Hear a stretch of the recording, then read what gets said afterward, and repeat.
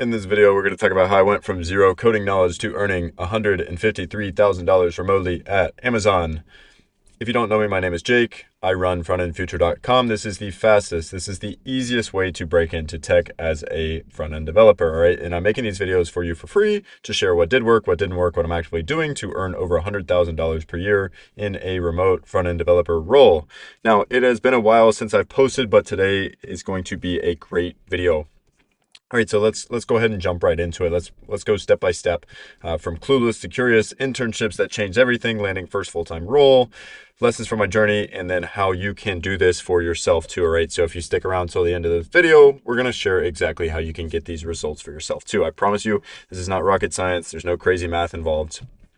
Nowadays, in 2025, the barrier to entry is lowering. All right, so this is a great time to be learning this specific skill set. All right, so in my journey, this is kind of where I started. I was first introduced to coding in high school, right? So, a lot of people picked up coding as a kid. Maybe they had a parent involved, or maybe they saw something online at an early age. That was not the case for me. I was first introduced to coding in high school in a web development class, right? So I was first exposed to HTML and CSS here.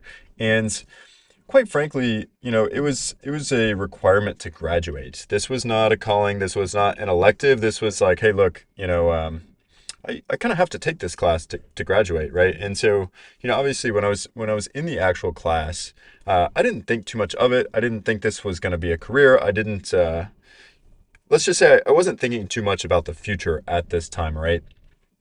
What I did find out though was, what everybody thought was super nerdy and boring and technical and hard was not nearly as difficult or monotonous as people made it out to be. It became almost like solving a puzzle, right? If you played video games as a kid, and I certainly did, I was obsessed when I was a kid, right? I constantly had to level up, constantly had to get a little better, tweak things, make things better, and it's very satisfying, right? Playing video games because you get those quick dopamine hits, and that's very quickly what coding became for me. So if you're that type of person, not necessarily more introverted, but you're very comfortable like sitting at the computer, maybe playing video games or, just doing things for long hours. That's, you're getting that dopamine cycle. If you enjoy that, you're going to love coding. And that certainly was the case for me. So, I took that class and I didn't think much of it going beyond that, and until kind of college, right? In high school, I knew I was good at it, but, as I said, this was not a long-term thing for me. This was just a graduate, requirement to graduate, right? So, when I actually got to college, I didn't know what I was going to study. I knew it was going to be something with like math or science, because that's always what I was best at. But, I didn't know what I was going to study until one morning I actually woke up. I remember it very distinctly. I woke up very hungover. There was a party the previous night, and, I'm sitting here. I talked to everybody. I couldn't make up my mind. What was I going to study? What was my future going to be like? And, sure enough, I kind of had this unfiltered thought pop in my head, like, hey, you know what? Why not go after this coding thing? Like you kind of enjoyed it in high school, and you were pretty good at it, and so why not chase that? And so I did, and that ended up being a pretty great decision, because very very soon after that following summer, I actually landed my first internship. All right, so this was freshman year of college. I landed that internship. Basically writing some Python automation scripts for a small business. And I got pretty lucky in this internship because, I actually knew the father of my girlfriend at the time. He was the CEO of a tech company. And so, it's not like a big like Amazon or, Fang type tech company. It was just like small IT company at the time. And, granted, freshman year of college, I didn't know anybody in the industry.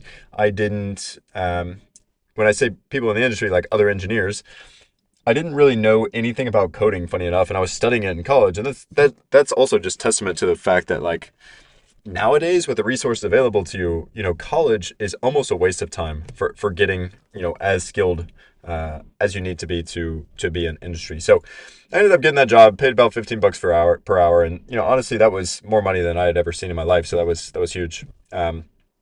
And one thing led to another. I kept getting better. I kept learning, and this is across the course of years. Now, do I think it, needs to take that long nowadays? No, absolutely not. But I was in college and I was also, living a full social life, studying other things as well. So, it wasn't like a full-time endeavor, but, that all changed my junior year. I landed an internship with a bank, and that was the first time I was exposed to professional front end software engineering, right? So this is also huge, right? If you're learning to get into this industry, or you want to learn and get better and eventually, make your own app, or you eventually want to get into that remote role where you're making six figures or what have you, it's very important to uh, do everything you possibly can to get that initial experience of working with a senior engineer, or just another engineer who has more experience than you, because the reality is you're going to see the way things are done professionally, and it's not always the most intuitive, right? You start to build that instinct, you start to flex that muscle over time, but when you first are learning how to code, you're going to be making mistakes all over the place, right? And it's super helpful to have somebody that's kind of been there, have somebody that's done that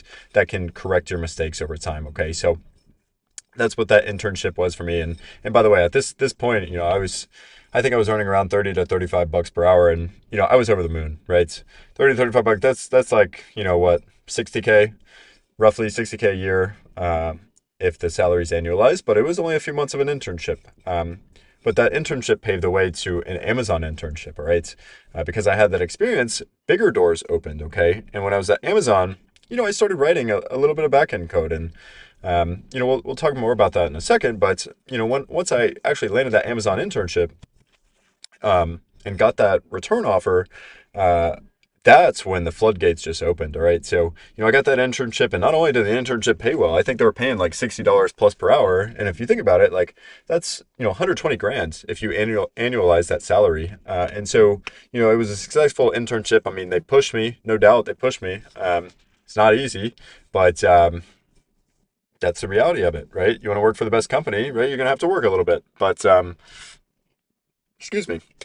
I got that return offer, and it ended up being, a big package, right? I was like 21 years old, no college degree. I had, probably at this time about a full year of software experience. Like, think about that. Like a few internships, like basically 1 year of professional experience.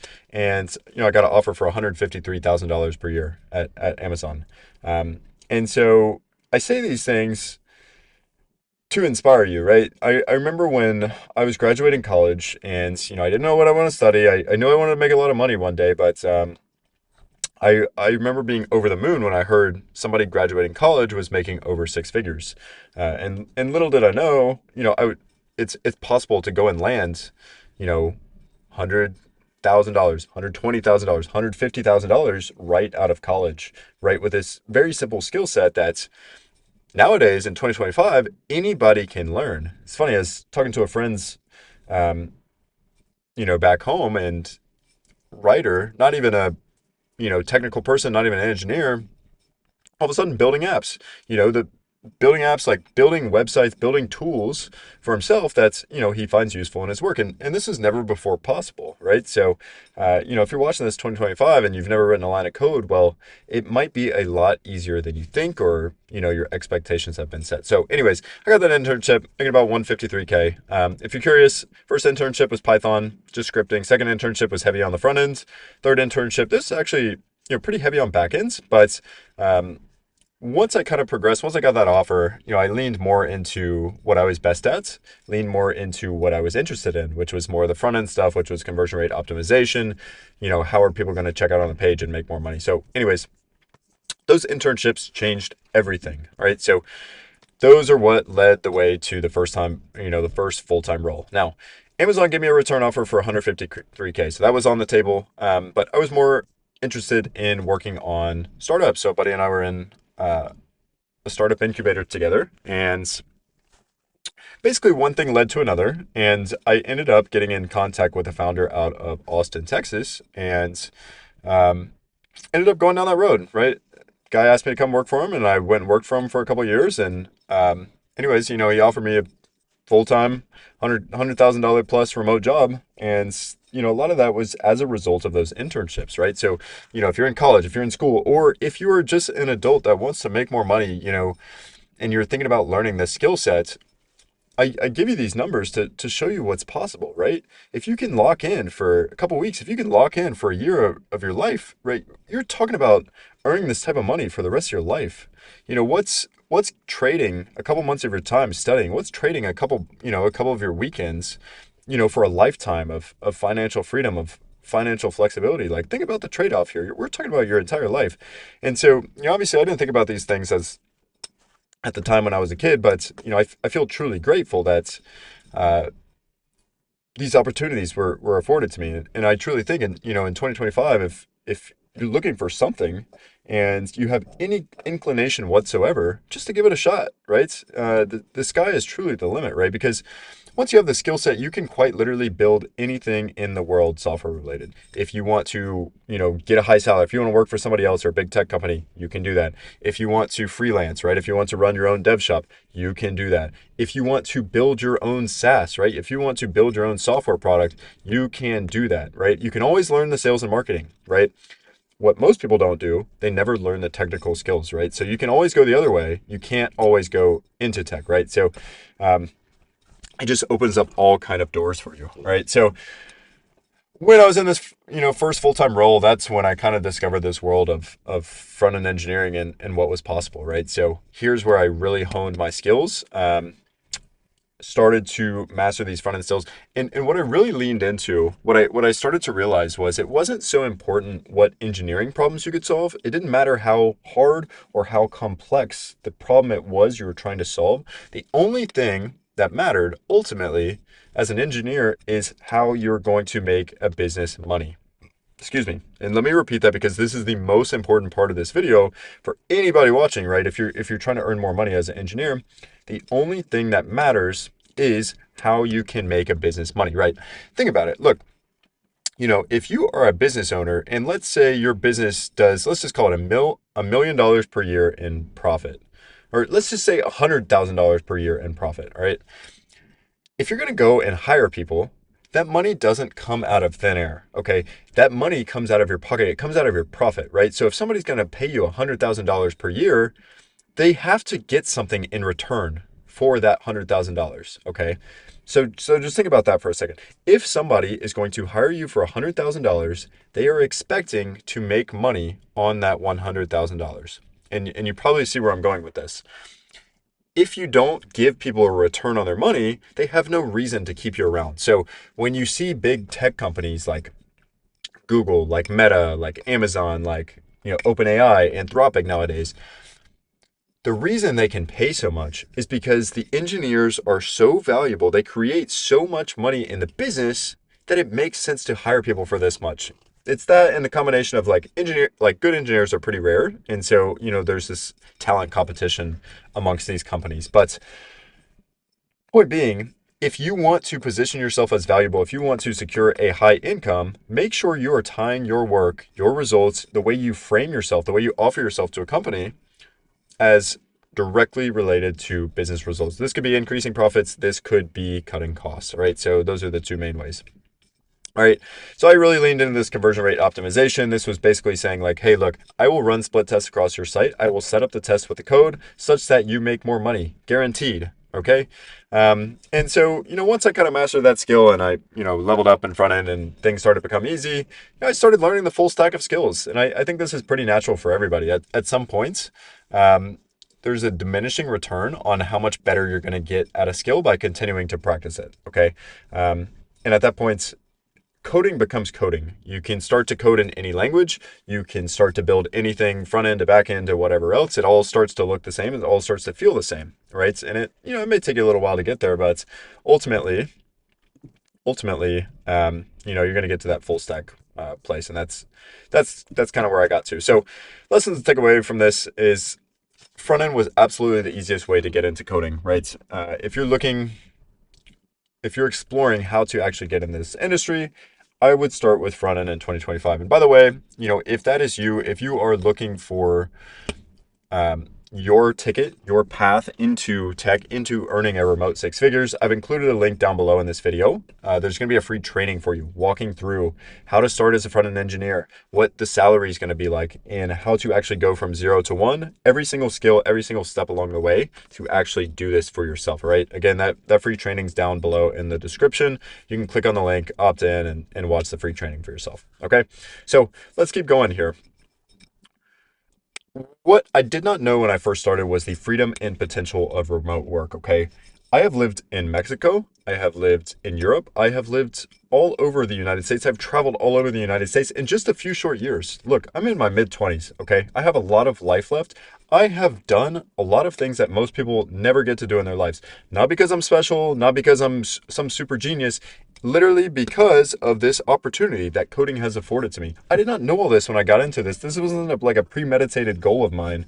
Um, the reality was like, and I'm going to make sure my computer doesn't die here, but the reality is like, if you take advantage of this opportunity, if you are 30, 40, 20 years old, 50 years old, doesn't matter. If you learn the skill set, you will have options in life. And that is a huge takeaway that this perspective I just didn't have when I was younger.